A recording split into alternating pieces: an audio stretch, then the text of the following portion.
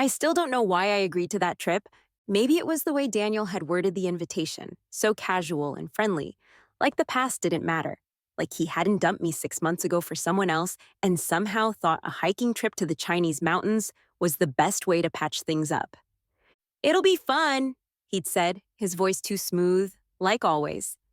You'll love it. Lisa's coming too. Lisa, his new girlfriend.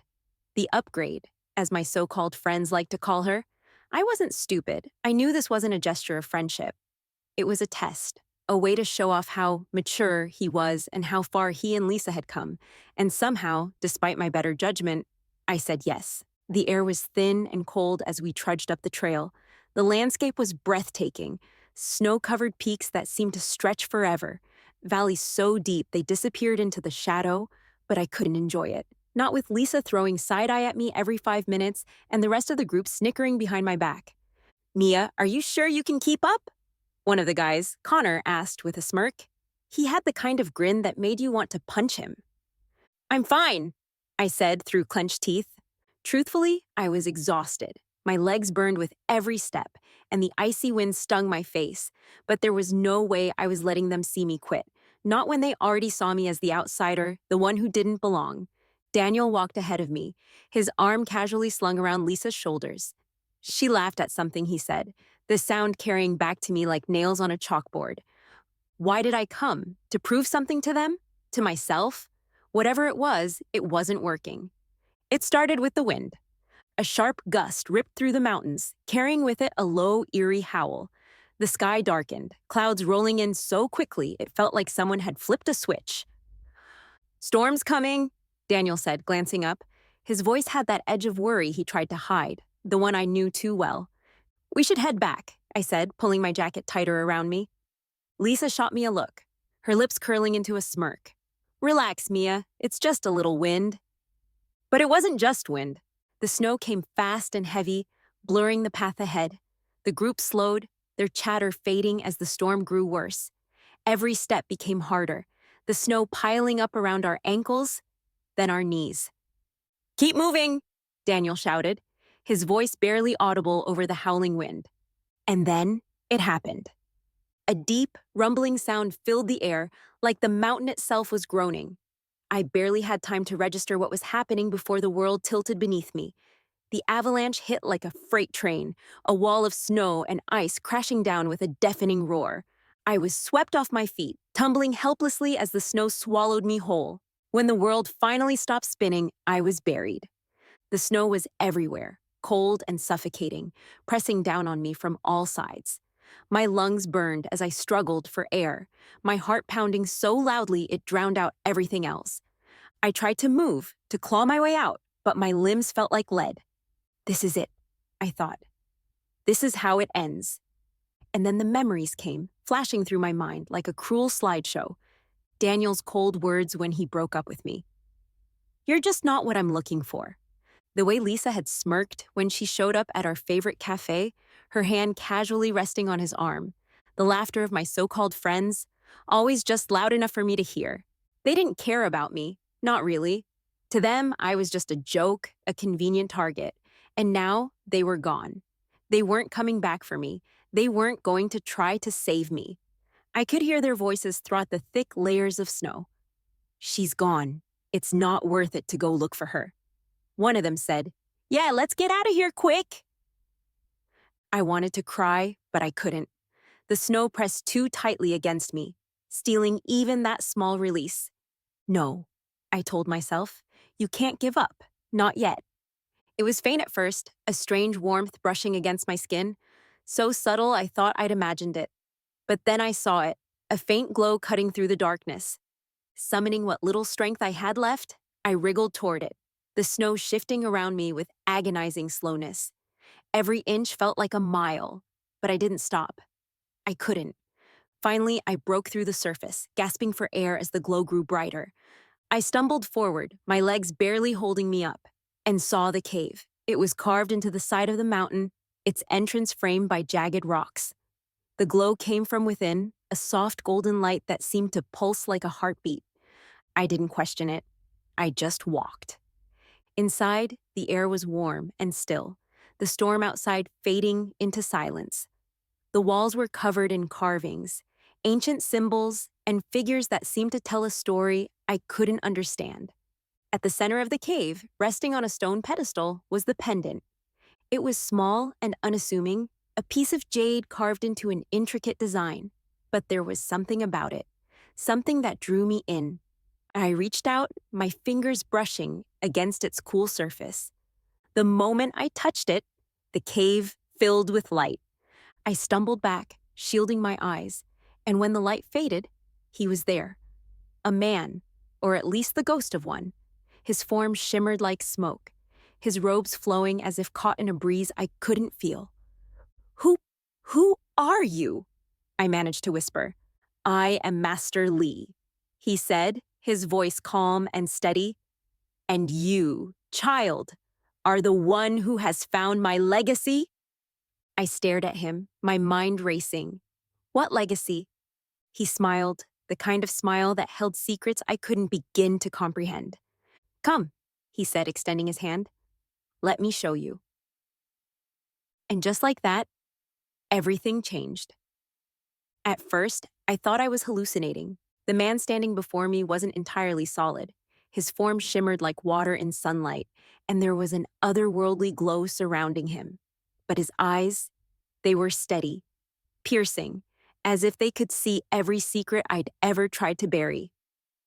"Who are you?" I asked again, my voice shaking.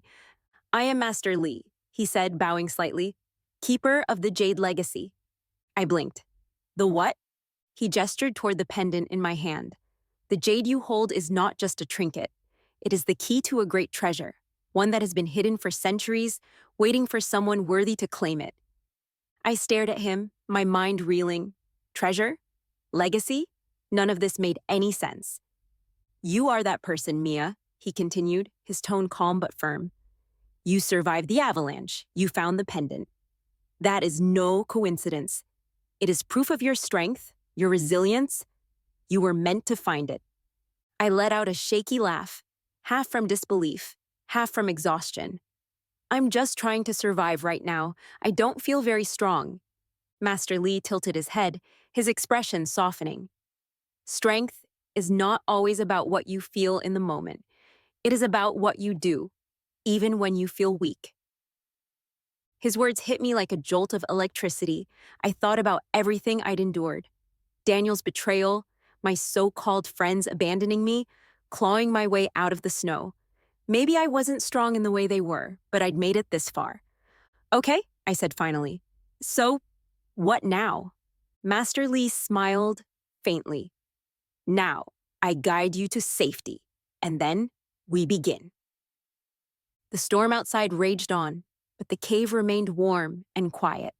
Master Li stood at the entrance, peering out at the swirling snow. "This way," he said, motioning for me to follow. I hesitated. "Are you real? Like, physically real?" His laugh was soft, almost amused. "No, my time in the physical world ended long ago, but my presence here is very real. You will understand in time." I didn't entirely understand, but I didn't have much of a choice. My body ached with every step, but I followed him out of the cave, clutching the pendant tightly in my hand. The snow was knee-deep, and the wind stung my face, but Master Li seemed unaffected. He moved with ease, his form gliding over the snow as if he weighed nothing. "Step here," he said, pointing to a patch of snow that seemed no different from the rest. I obeyed, and my foot landed on solid ground instead of sinking. As we moved, he explained the terrain, how to spot hidden dangers, how to use the landscape to my advantage. It was like having a guide who knew every secret of the mountain. "Why are you helping me?" I asked after a while. Master Li didn't look back. "Because you are the first in generations to find the pendant. It is my duty to ensure you fulfill its purpose." "And what's that?" "You'll see soon enough." His vague answers were frustrating, but I kept going. The wind howled, the snow blinded me, but Master Li's voice was steady, guiding me forward. By the time we reached the village, I was barely standing. It was a small cluster of wooden houses nestled in a valley, the kind of place that seemed untouched by time. Smoke curled from chimneys, and the warm glow of lanterns cut through the fading storm. "You're safe now," Master Li said, his voice softer than before. The villagers rushed out when they saw me, their faces a mix of concern and amazement. They helped me inside one of the houses, where I was given a blanket and a bowl of steaming soup. I glanced around, expecting to see Master Li, but he was gone. "Where did he go?" I asked the woman tending to me. She looked confused. "Who?" "The man who brought me here," I said, clutching the pendant instinctively. She shook her head. "No one came with you. You were alone when we found you." "Alone." The word hung heavy in the air. I looked down at the pendant in my hand.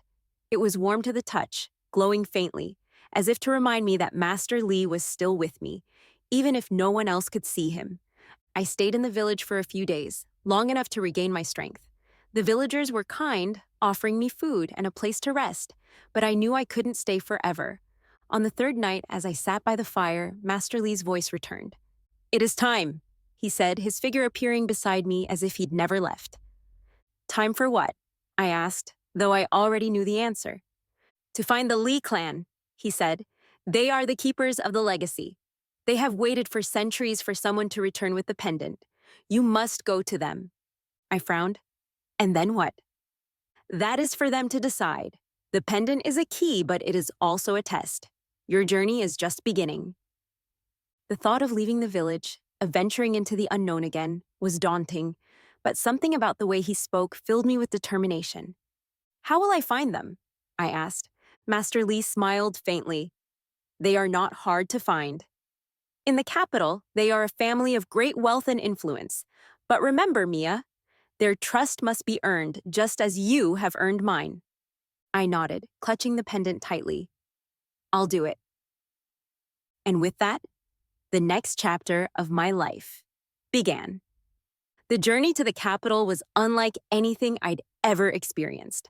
Master Li's voice was my constant companion, guiding me through unfamiliar cities and crowded markets. "This is your path," he would say whenever I hesitated, his calm, steady tone grounding me. The pendant felt warm against my chest, as though it carried his reassurance. Though I was still recovering from the ordeal on the mountain, something in me had shifted. For the first time in months, maybe years, I felt a sense of purpose, like I was finally walking towards something that mattered. The capital was a whirlwind of noise and color. Towering skyscrapers loomed over ancient temples, and the streets bustled with life. I'd never seen so much wealth concentrated in one place, and yet it felt oddly intimidating. "This is where they are," Master Li said, as I gazed out over the city from my hotel room window. "The House of Li. You must find them." Tracking down the House of Li wasn't easy, even with Master Li's guidance. He didn't hand me answers, just cryptic clues and nudges in the right direction. "You must prove your resourcefulness," he said when I asked why he couldn't just tell me where to go. I followed leads through whispers in tea houses, old newspaper articles, and fleeting conversations with strangers who seemed to know more than they let on. Every clue pointed me closer to a name whispered with reverence: the House of Li, one of the oldest and most powerful families in the region. Their estate was a fortress of elegance, surrounded by towering walls and guarded gates. The mansion itself was a mix of traditional Chinese architecture and modern opulence, its sprawling grounds dotted with koi ponds, cherry blossoms, and pavilions. "This is it," I whispered, clutching the pendant beneath my jacket. "Be prepared," Master Li said. "They may not trust you at first, but the pendant will speak for itself." I requested an audience with the head of the family, though I had no idea if they would even entertain the idea of meeting me. To my surprise, they agreed. I was led into a grand hall lined with intricate wood carvings and ancient scrolls. At the center of the room sat Patriarch Li, an elderly man with sharp eyes that seemed to see straight through me. "Who are you?" he asked, his voice steady but cautious. I took a deep breath. "My name is Mia. I was guided here by Master Li." His eyes narrowed at the mention of the name. "Master Li? That is a name not spoken lightly. And what proof do you have of this guidance?" I reached into my jacket and pulled out the jade pendant. The moment I held it up, the air in the room seemed to shift. Patriarch Li's expression changed from skepticism to something I couldn't quite place: shock, awe, and perhaps even relief. He stood slowly, his hands trembling as he reached for the pendant. The key of the ancestors, he whispered, his voice barely audible. I handed it to him, and he held it reverently, as though it were the most precious thing in the world. This pendant has been missing for centuries, he said, his voice thick with emotion, and now it has returned. Patriarch Lee wasted no time. He called for his family, sons, daughters, grandchildren, who gathered in the hall, their expressions a mix of confusion and curiosity as he explained the significance of the pendant. For over 1,000 years, our family has waited for this moment, he said, addressing them all. The key of the ancestors has returned, and with it the promise of our legacy. He turned to me, his eyes gleaming. Come, Mia, it is time. The family led me to an underground chamber, hidden beneath the estate. The entrance was guarded by an ornate door carved with symbols that matched those I had seen in the cave. The pendant fit perfectly into a slot in the center of the door. As it clicked into place, the door groaned and began to open, revealing a vault unlike anything I had ever imagined. The room was filled with treasures, gold coins stacked in shimmering piles, jewels that sparkled in the dim light, and ancient artifacts that seemed to hum with history. Scrolls lined the walls, their delicate paper inscribed with intricate calligraphy. This, Patriarch Lee said, his voice full of pride, is the legacy of our ancestors. It was hidden away to protect it from those who would misuse it. And now, thanks to you, it is safe once more. I stared at the treasures, overwhelmed. I don't understand. Why me? Why now? Patriarch Lee placed a hand on my shoulder. The key chooses its bearer. It saw something in you. Strength, resilience, the will to endure. You are worthy of this legacy.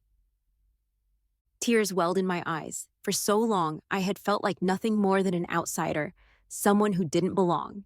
But standing there, surrounded by centuries of history and wealth, I felt something I hadn't in years. Purpose. This treasure is not just wealth, Patriarch Lee continued. It is a tool to shape the future. With it, you can build something greater than yourself. That is what our ancestors intended. I nodded, the weight of his words sinking in. This wasn't just about survival anymore. It was about transformation, about reclaiming everything I had lost, and more. I didn't realize how much my life had changed until I sat down for dinner with the Lee family in their grand dining hall. The table stretched endlessly, laden with dishes that looked too beautiful to eat. Around me, members of the family chatted easily, their laughter echoing off the walls adorned with centuries-old scrolls and paintings. It felt surreal. Just weeks ago, I had been left for dead on a mountain. Now I was an honored guest in one of the wealthiest and most influential families in the country. Patriarch Lee had officially welcomed me as an honorary member of the clan. You are now part of our story, he had said solemnly, placing the pendant back in my hands, and we are part of yours. The younger generation of the family quickly embraced me. They weren't the cold, calculating heirs I had expected.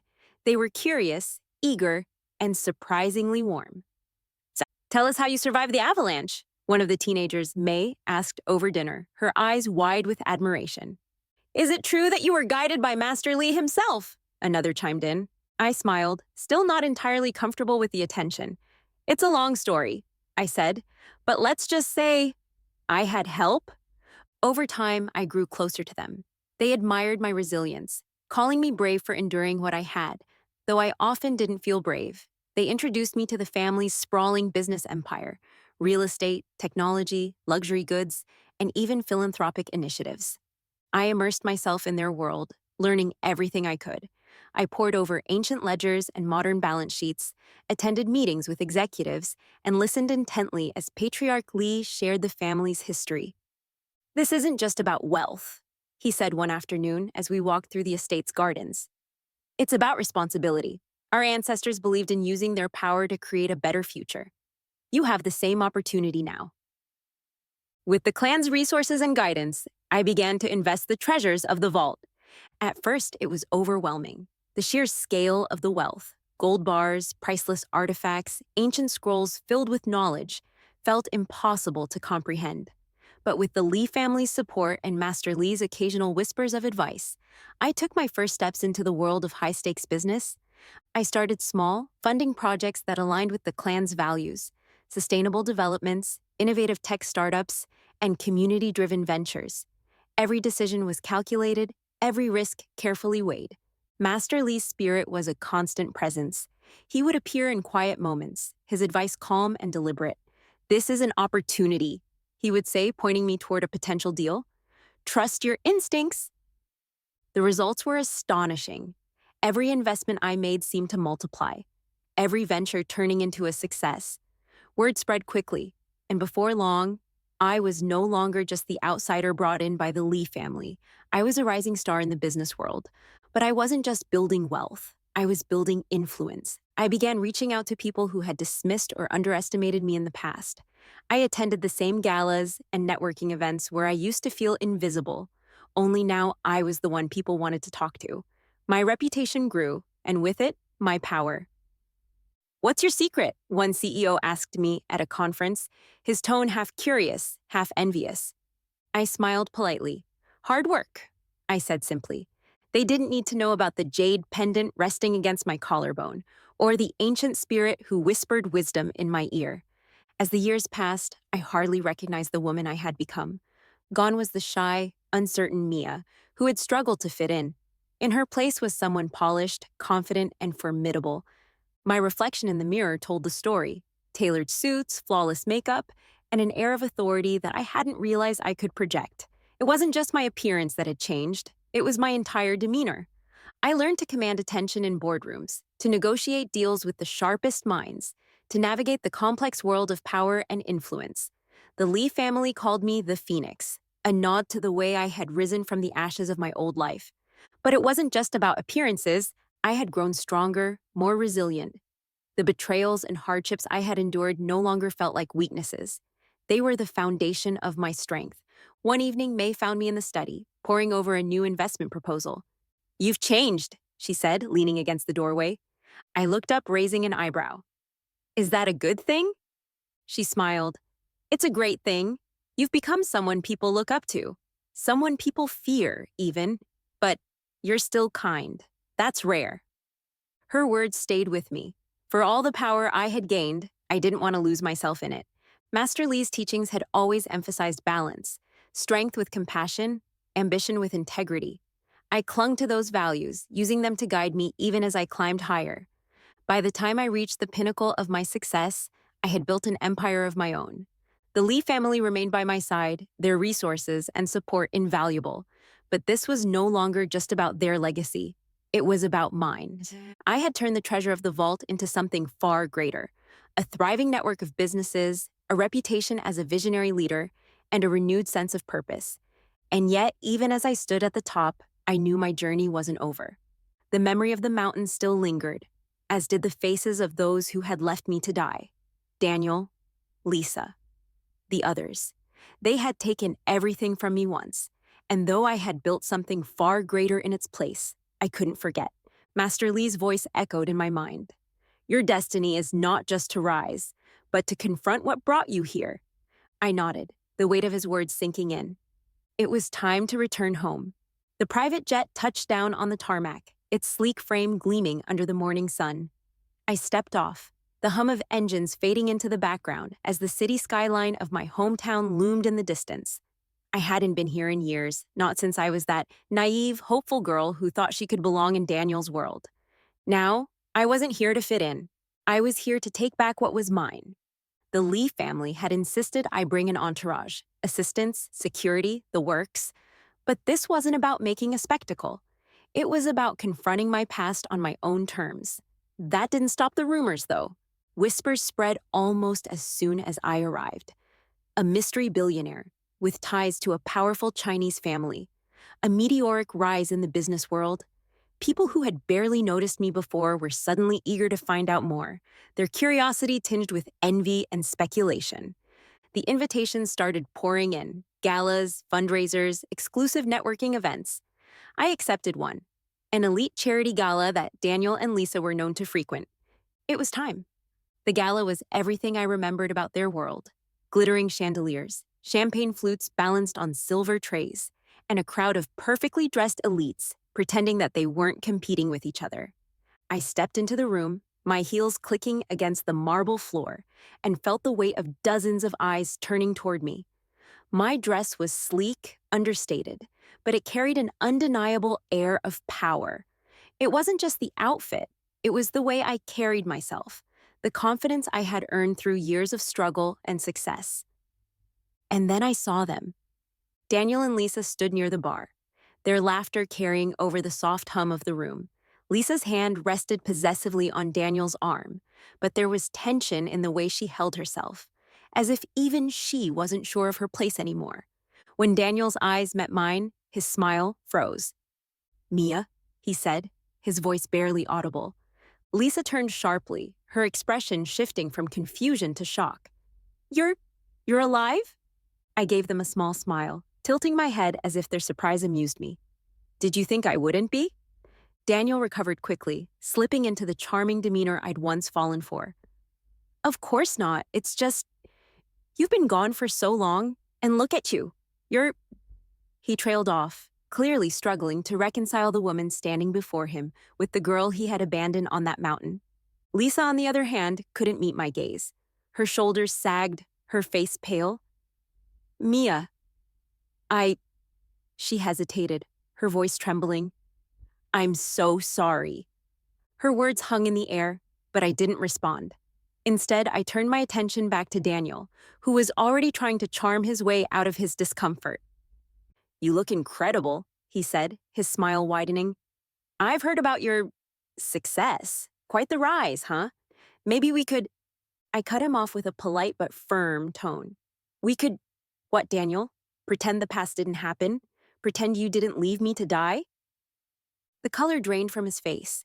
Lisa's eyes darted between us, her guilt etched across her features. It wasn't like that, Mia. We thought you were—" "Dead?" I finished, my voice sharp enough to make her flinch. "And that made it easier, didn't it? Easier to leave me behind, easier to forget about me?" Lisa opened her mouth to respond, but I held up a hand. "Don't bother. You made your choices, and so did I. Now we get to live with them."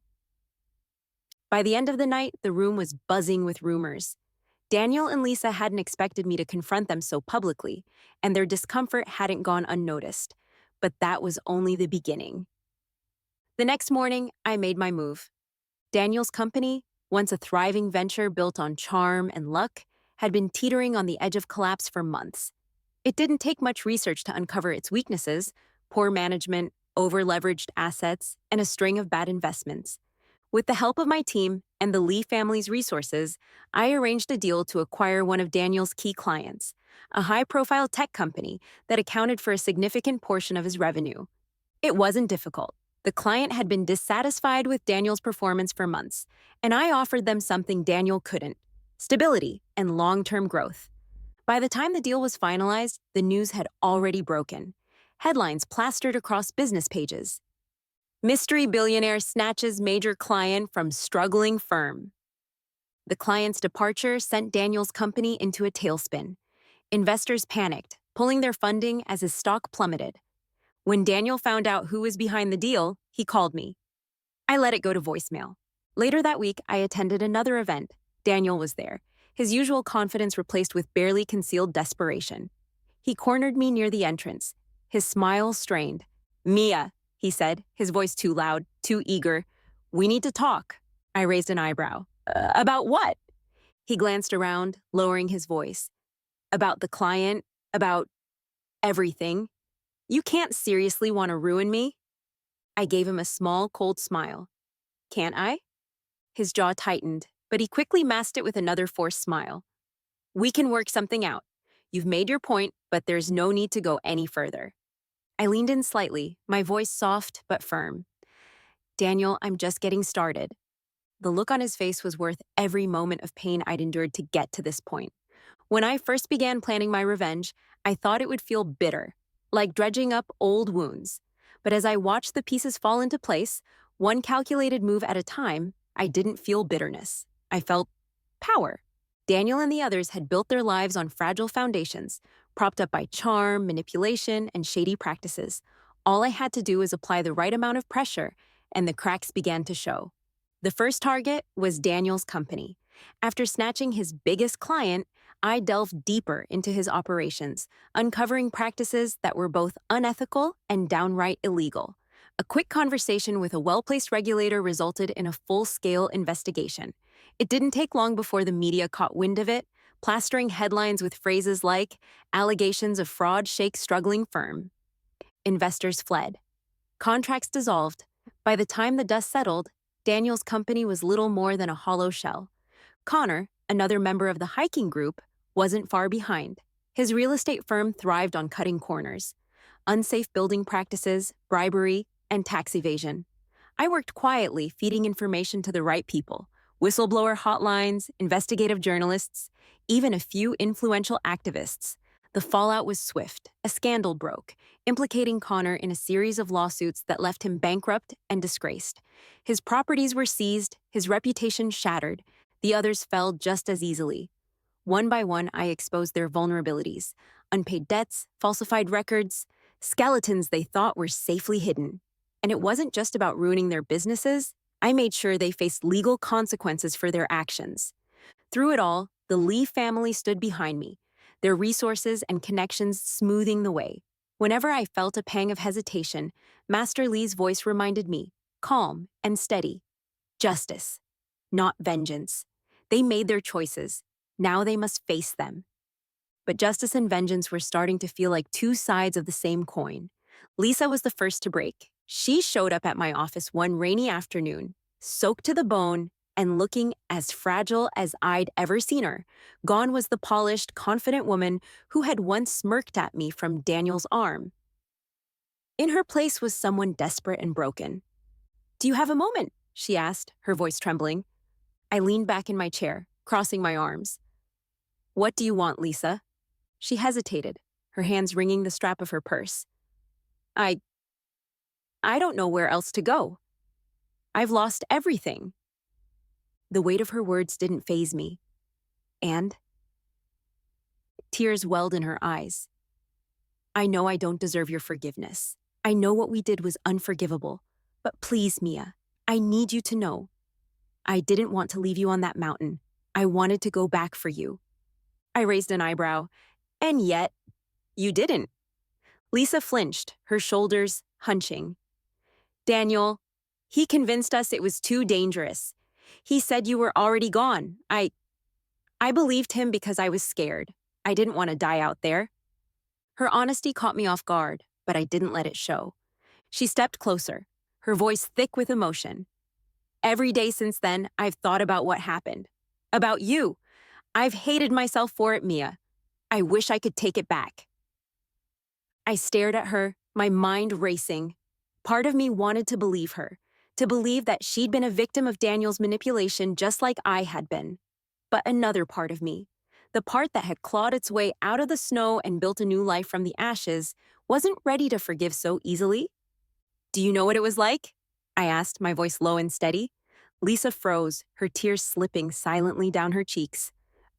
"Do you know what it feels like to wake up buried under snow, thinking you're about to die, to realize that the people you trusted, the people you thought cared about you, decided you weren't worth saving?"